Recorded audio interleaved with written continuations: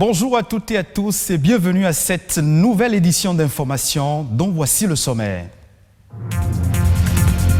Le 3 décembre, une date dédiée à la célébration de la Journée internationale des personnes handicapées. Une journée pour tous est le thème de l'édition 2020. Vous suivrez dans ce journal le portrait d'un malvoyant qui vit avec son handicap. Mardi dernier, c'était le 1er décembre, date consacrée à la journée mondiale de lutte contre le sida, une épidémie vieille de 40 ans qui continue de faire des ravages en 2020. Vous entendrez le témoignage d'une personne vivant avec le VIH dans cette édition.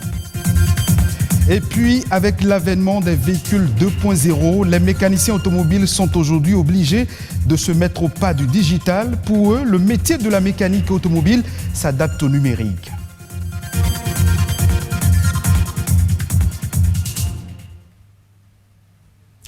On célèbre ce jeudi la Journée internationale des personnes handicapées.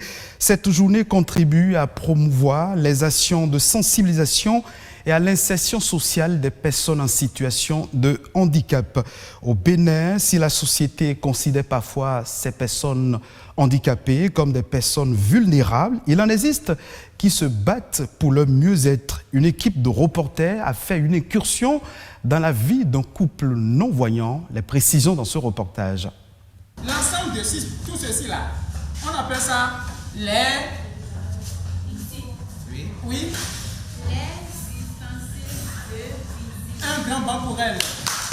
Germain Loko est un enseignant non-voyant, titulaire du certificat d'aptitude de l'enseignement primaire et spécialiste en informatique après l'obtention de son diplôme en 2016. Il met son savoir-faire au service de certaines ONG qui œuvrent pour l'alphabétisation des femmes. Malgré son handicap, sa relation avec ses collaborateurs apparemment ne semble pas difficile. L'ambiance, elle est vraiment bonne. On arrive bien à dialoguer. Ce qui m'attire le plus chez lui, je dirais que c'est sa formation dans le métier. C'est-à-dire qu'il n'a pas tenu compte de son handicap, soi-disant, voilà, je ne vois pas pourquoi aller me faire former dans l'enseignement. J'apprécie sa manière de m'apprendre certaines choses. Loko Germain vit à Akpakpa depuis une dizaine d'années avec sa compagne. Aussi handicapés visuels, ils ont ensemble 5 enfants. Nous avons fait le même centre. C'est là que j'ai connu madame. Et en 2008, on a eu notre première fille. Bon, c'est vrai, l'entourage n'avait pas accueilli favorablement la chose parce qu'il se disait que comment allions-nous nous en sortir du fait que nous ayons le même type de handicap.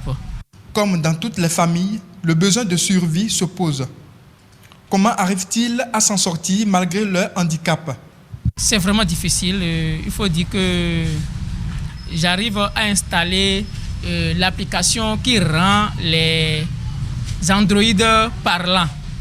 Et donc, s'il y a un frère handicapé visuel qui veut l'utiliser, il achète, on me contacte et je leur fais l'installation. Donc, je gagne un peu ses sous. Je ne peux pas dire que c'est difficile parce que tout vient du cœur. Quand tu as le cœur, tu peux tout faire. Le regard de la société sur cette famille n'est pas aisé et les enfants sont les premières victimes des préjugés. Ma fille est née, elle se plaint. Il y a des moments où le papa l'amène à l'école. Quand elle vient à la maison, elle dit « Maman, aujourd'hui, là, quand mon papa m'a amené à l'école, tu sais, il y a une copine là, elle a dit « Ah, c'est ton papa ça ?» Il ne voit pas, hein, ton papa est aveugle, il ne voit pas. C'est ta maman, ça, ta maman ne voit pas. J'ai dit « Laisse tout ça, ça c'est rien ça. » Même si ton papa ne voit pas, il arrive à te gérer. On arrive quand même à surmonter ça pour les enfants. On arrive à enlever leur cœur de cet obstacle. Être handicapé est peut-être un obstacle pour la réalisation de certains rêves, mais ce n'est pas une fatalité. Venons-en maintenant au secteur de l'automobile qui connaît une mutation à l'ère du digital. On retrouve aujourd'hui toute une gamme de véhicules électroniques en circulation. Avec la révolution technologique, le métier de mécanicien automobile évolue au rythme d'un monde qui se numérise à grande vitesse. Que devient alors le métier de mécanicien automobile avec l'avènement des voitures 2.0 ? Élément de réponse dans ce reportage. Ici, une voiture électronique en dépannage. Mais avant toute intervention mécanique, cet électronicien fait son examen électronique. La spécificité du véhicule l'oblige. Au bout de quelques minutes, l'appareil signale à l'écran plusieurs défauts. Là maintenant, ça me signale plusieurs capteurs que c'est défectueux. Mais ce n'est pas parce que ça signale les capteurs là que je vais me jeter pour changer les capteurs. Ici, c'est la fiche qui est venue sur ça. Mais comme ils n'ont pas trouvé à remplacer, ils ont eu à adapter. Or ça peut envoyer des coups-circuits au niveau du calculateur. Donc c'est des pannes que nous maintenant on doit régler. Vous voyez? Donc c'est pour ces pannes-là que la voiture est venue. Ce n'est pas que si la voiture vient, on se jette directement sur la voiture pour commencer par travailler. Non, les voitures d'aujourd'hui ne sont plus comme ça. Des voitures nécessitant une technologie de pointe, on en dénombre assez dans ce garage. Le promoteur, un mécanicien de formation, exerce dans ce secteur d'activité depuis 1988 au Bénin. Ces dernières années, il ne cesse d'actualiser ses connaissances et de recruter d'autres compétences afin de s'adapter à l'évolution de la technologie automobile. On ne veut plus que les voitures aillent au Ghana, au Togo, pour qu'on dise, bon, ils n'ont pas réussi ici, c'est au Ghana. La devise quitte le pays. Mais si ça tourne ici, si c'est abondant, pourquoi ne pas recruter plus ? Ça, nous résolvons une partie du chômage. Ce nouvel environnement automobile, beaucoup de mécaniciens dans le pays peinent à s'en sortir.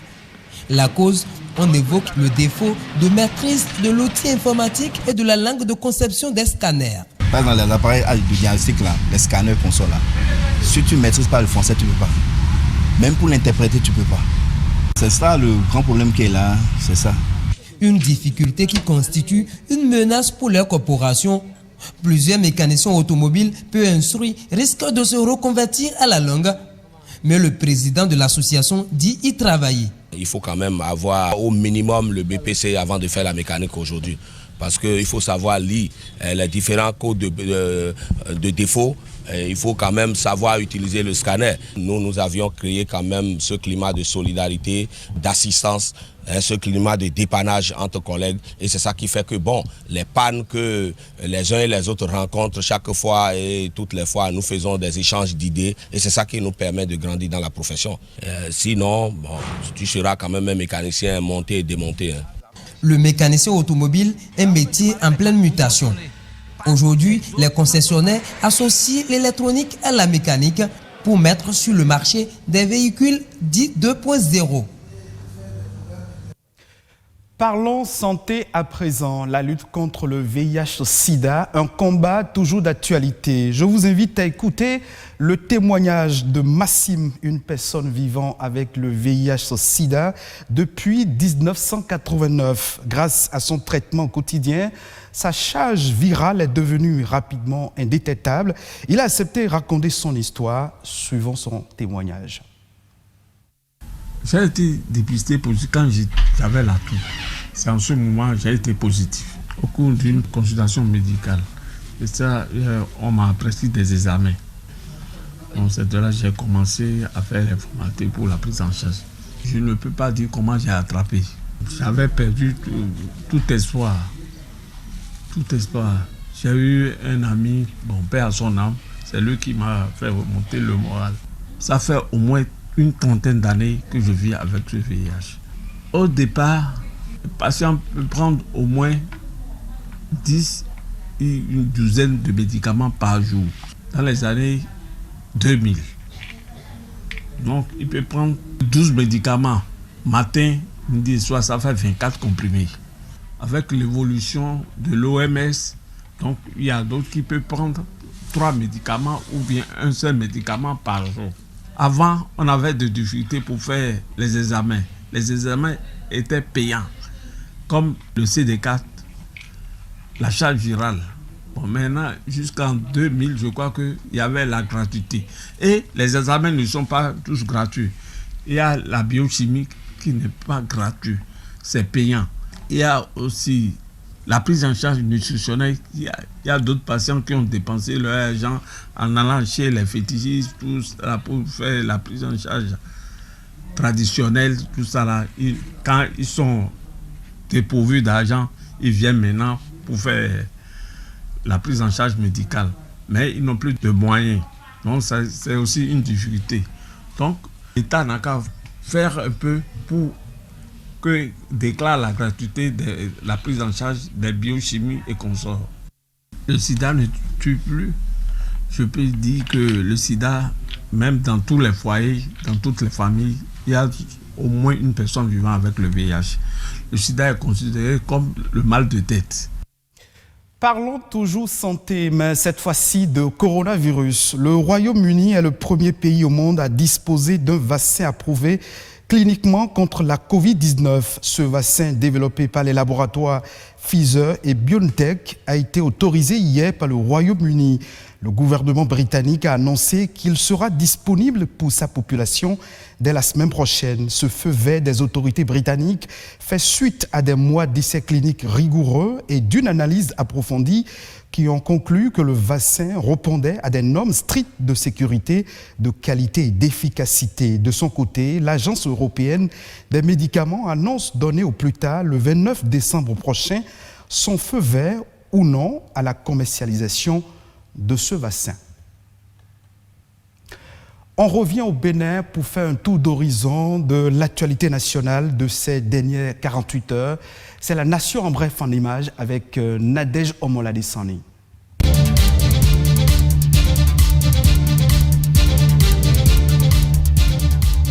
Le ministère des Infrastructures et du Transport, dans son budget 2021, prévoit la réalisation de grands chantiers. Le budget de ce département ministériel va prendre en compte un financement de 103 milliards de francs CFA pour la construction du contournement nord de Cotonou, de la route cotonnière Djougou-Peunko-Kéro-Banikwara d'un linéaire de 210 km, de l'aéroport international Glodjibé et le centre des affaires maritimes de Cotonou.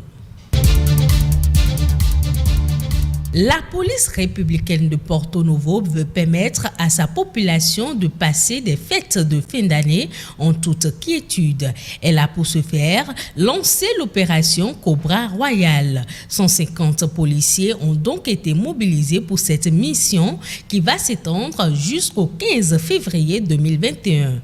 Les entrées de Porto Novo sont placées sous surveillance. La police républicaine va multiplier les patrouilles. Le paiement des transferts monétaires conditionnels et inconditionnels aux ménages vulnérables fait des heureux depuis ce mardi 1er décembre. Ils sont 18 506 ménages bénéficiaires retenus sur toute l'étendue du territoire national dans le cadre du programme de filets sociaux du projet Appui aux communes et communautés pour l'expansion des services sociaux. Selon le ministre d'État chargé du plan et du développement, le gouvernement veut à travers ces transferts monétaires atténuer la souffrance des couches vulnérables en leur apportant le minimum nécessaire pour améliorer leurs conditions de vie.